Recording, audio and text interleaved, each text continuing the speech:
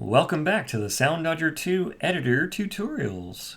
Today we're going to be looking at prefabs, a brand new feature in Soundodger 2 that's guaranteed to make your life a little bit more convenient.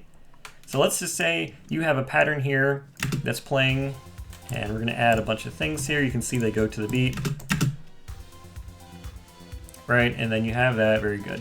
So you have that, but there's also, it keeps going on, and let's say you wanted to change something, or maybe the pattern comes back after here. Oh, so once you make that whole pattern, you're gonna copy that and put it over here. And there's a whole lot to mess with. Oh, what if a day goes by and you go back and you wanna change something, and then you have to go highlight all of them and make changes and things like that. You don't need to do any of that. So let's take a look at prefabs here. So once you have your pattern, you can kind of see the pattern happening. I'm gonna delete these. I'm gonna put my marker here just for reference. You don't have to, but it shows me where to start highlighting. The highlighting is the very important part because once you set it, you really can't change it for now. But I'm going to have this full section, so from starting from this bullet to right here, this is where the bullet will in fact need to start repeating. I'm going to start clicking Create Prefab, and that will in fact change it to what is called a prefab. And so a prefab is made up of a whole bunch of bullets that are able to repeat. So if I go to the right, you can see I can start dragging, and I can drag it and it just starts repeating that pattern. The cool part is I can drag that very easily, right? But if I double click the prefab, it actually lets you go inside and edit, and I can click one bullet, change it to whatever I want it to be, and then suddenly every single bullet is now taking that property, that one that I changed. You can change any one of these, they're all the same one.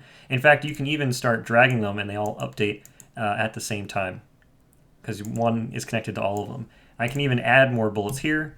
I can add, a bubble here. I can add a homing here, whatever you wanted to do. And that all gets reflected as you keep updating your pattern. So double click here on the side to get back out of it, or you can hit escape, and you can see suddenly this has already updated. So now very quickly, I have this, very interesting looking pattern here. But it's very quick to go in and edit and change these things. You can even copy the whole prefab, come over here, and we'll just start right there. Paste there, and there's my prefab ready to go. And the cool thing is, if I make changes here and come back over here, you can see they're actually reflected here as well. So both of these prefabs actually are linked to each other. They have the same ID, so to speak. You can see the ID in the XML. And then they're linked to each other. In fact, if you click one, the other one turns purple to let you know they are linked with each other. So if you make changes to this one, it will change that one. If I were to make another prefab here and change that one, you can see these ones turn pink and this one doesn't have a partner to go with it. Also, you can see you don't have to highlight one layer. If you have a whole bunch of different patterns of whatever they're doing, you can see this whole thing needs to repeat. You can just kind of highlight the whole thing and then hit, create prefab and drag that out to your heart's content. Other things you can do are breaking these back down. Let's say you're kind of done with this pattern. I'm going to make a duplicate just so we're ready here. So this one, if you hit Control B, it actually dumps them all back into that same layer they were in.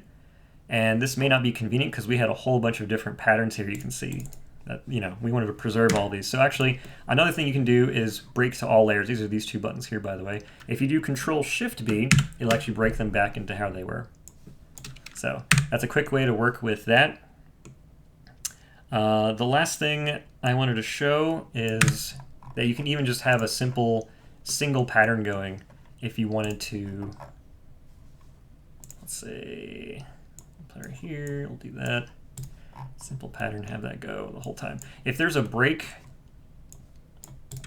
those tools will be added later. You can see when you select there's a bunch of tools that are not ready. That's just in general for this editor. We're still in early access. A lot of these features are going to be added as we keep going. Eventually you'll be able to split them and do a lot of fun things. Prefabs can break pretty easily.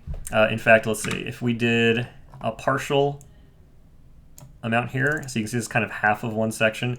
If I drag this out, you can see that bullet goes outside.